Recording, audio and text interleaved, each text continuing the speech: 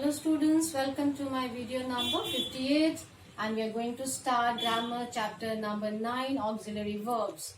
Now we have already done this chapter in class 6. We know what are auxiliary verbs. They are the helping verbs. They are used with the main verbs in forming tenses, moods and voices. You all must be remembering these, that the auxiliary verbs are also called the helping verbs and they are used with the main verbs to form tenses, moods and voices. Now we are going to learn in detail the different types of auxiliary verbs and their and different sentences that we can form using them.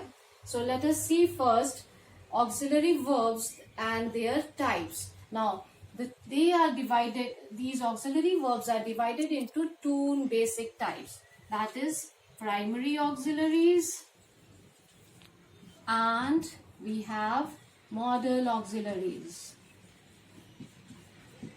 Modal auxiliaries, we have done this, so must be recollecting the things we did in class 6. So let us move on let us do more in detail this topic and learn more about it. So what are primary auxiliaries? Primary auxiliaries are those auxiliaries which are used with the main verbs to show tenses and voices, to form tenses and voices. They are the be forms, do forms and have forms. These are the ones which are used with the main verbs to show tenses and to form voices. Modal auxiliaries, on the other hand, are used to show moods and attitudes. So first let us see the different types that come under these be forms. We know be forms, we have are, is, am, was, were. Then we have under do,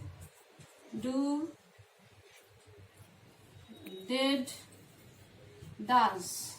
Then we have, has and had. These are the primary auxiliaries that come under be form, do form and have forms.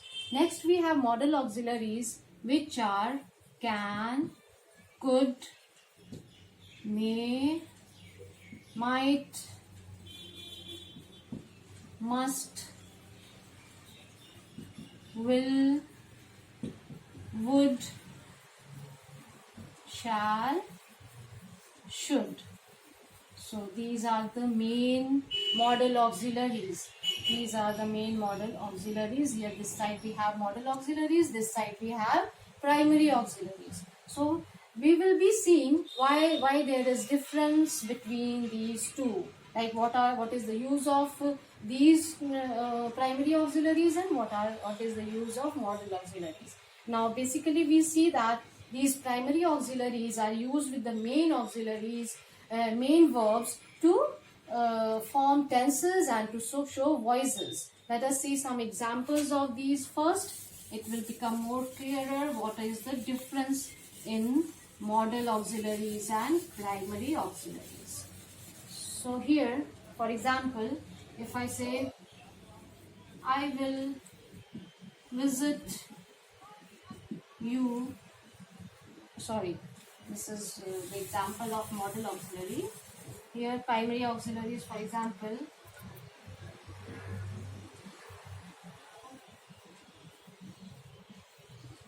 you do not complete your work on time.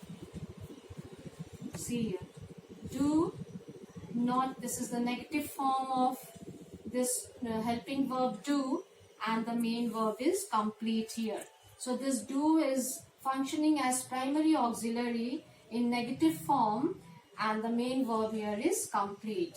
I'll give you another example here.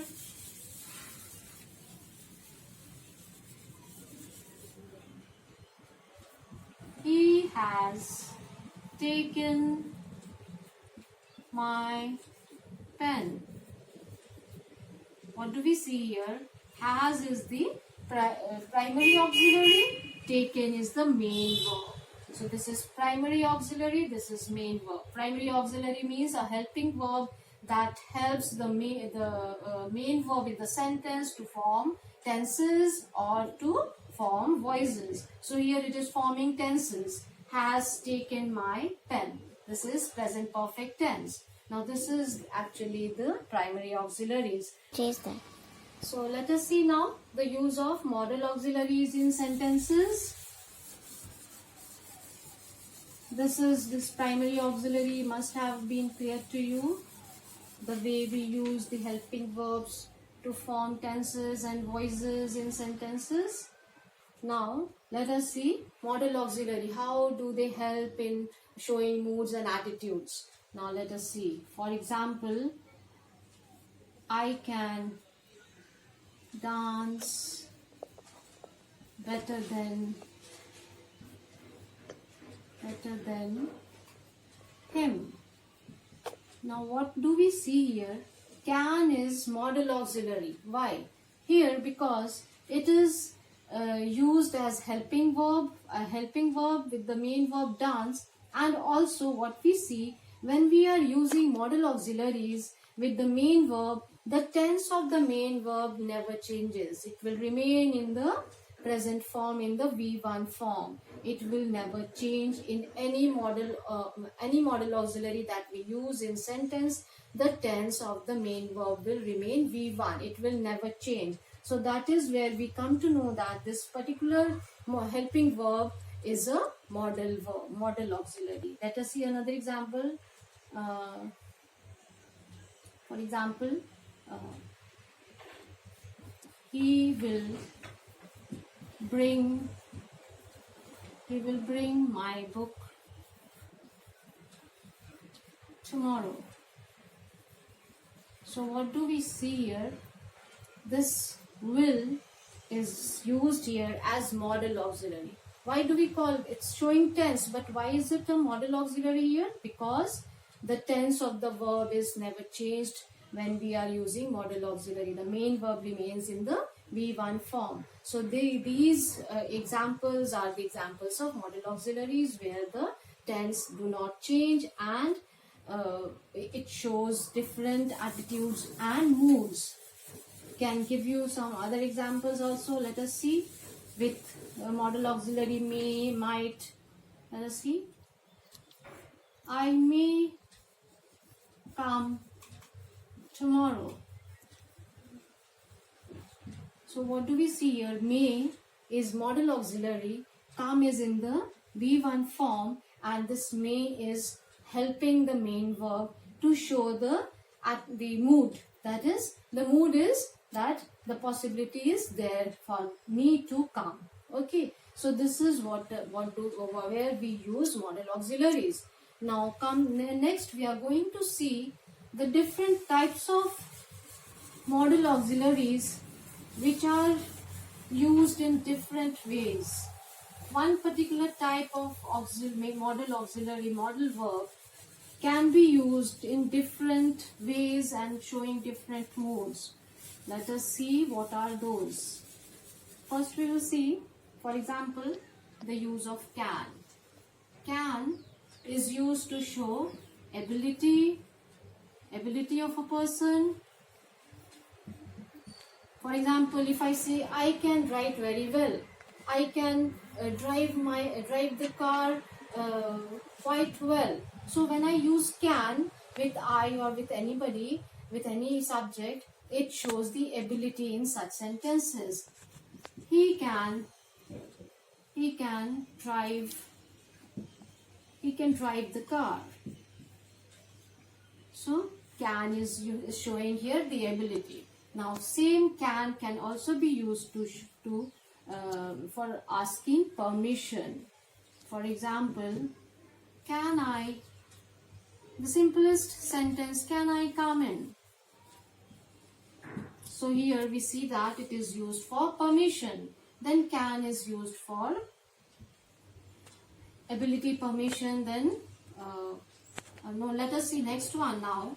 May is used for possibility of anything happening. May is also used for permission, for asking anything. May I come in? May I take your pen? But the difference in asking permission by using may and can is that may is little formal and polite than can.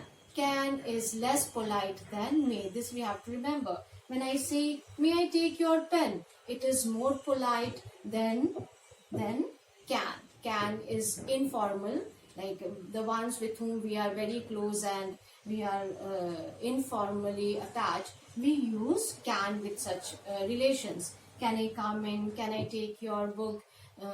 Can you bring my book tomorrow? So these are the relations in which we use can. In formal relations or formal conversation, we use may because we need to be more polite. So there we use may. May I take your pen? So that shows politeness. And possibility also is shown by using may. I may come tomorrow. It may rain today. So these are the sentences where possibility of anything happening is shown using may. We have we have might and must to show possibility. Now the difference is in the degree of the possibility. The least possibility is shown by might, less possibility is shown by may, and most possibility is shown by must. Might shows least possibility. It might rain today means very least chances. It may rain today, little more chances. It must rain today, very much chances. So these are the uses of modal auxiliaries. Let us see some more that we have. For example, we have should, which is used for advice, which is used for permission, which is, let us see the use of other modal auxiliaries and learn the use of them.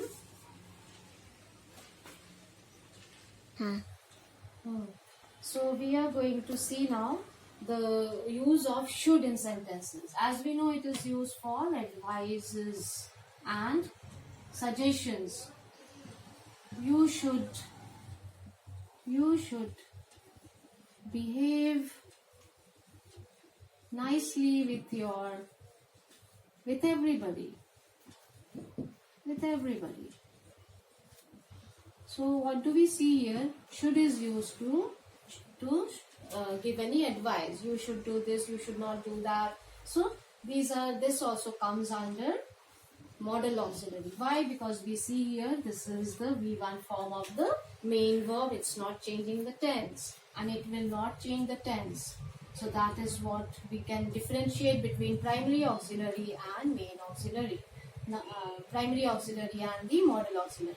Now let us see, then these primary auxiliaries are also used as main verbs. Without any main verb, the primary auxiliaries, that is the helping verbs, are also used as main verbs. For example, I am very sad today.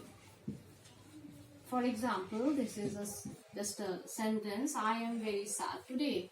Am is, we know, is an auxiliary verb, a primary auxiliary, but here it is functioning as main verb. So it's not that these auxiliaries will always be there along with main verbs. These can also be used without main verbs in sentences and they function as main verbs. So here the main verb in the sentence is am. Another example I can give you. I have a wonderful family. I have a wonderful family. See here, have is here. As we know, this is a primary auxiliary, but here it is functioning as main verb. So this we need to remember, that primary auxiliaries can function as main verbs in the sentence. By primary auxiliaries, let us recall once again. These are the be forms, do forms and have forms. These are the ones which can be used in sentences without the main verb and they function as the main verb. So this is all about the auxiliaries for you students, and we'll continue with some other topic in the next video. Till then, take care and God bless you all.